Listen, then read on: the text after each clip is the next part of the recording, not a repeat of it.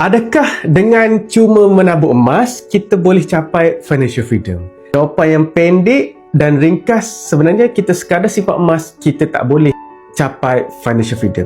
Tapi untuk capai financial freedom, kita perlu ada saving dalam bentuk emas, sebab kebanyakan daripada kita bila menabung dalam bentuk duit, simpanan susah untuk bocor.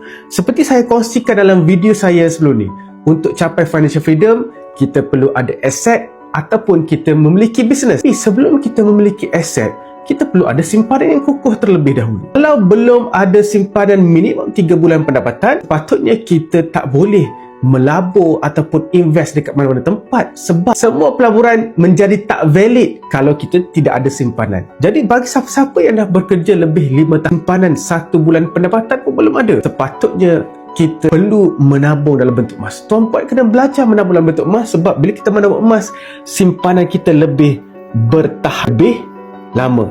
Simpanan kita, bila kita menabung dalam bentuk emas, simpanan kita tidak mudah untuk bocor. Pengalaman saya bila menabung emas, simpanan makin lama makin bertambah, makin lama makin bertambah. Tapi simpanan yang saya simpan dalam bentuk cash mungkin tak bertambah langsung. Sebab apa? Nampak saja duit, kita rasa nak korek balik. Nampak saja duit, kita punya naluri rasa nak berbelanja. Jadi sebab itulah siapa-siapa menabung emas, sebenarnya mereka bergerak untuk ke arah capai bebas kewangan ataupun financial freedom. Semoga manfaat. Teruskan follow saya.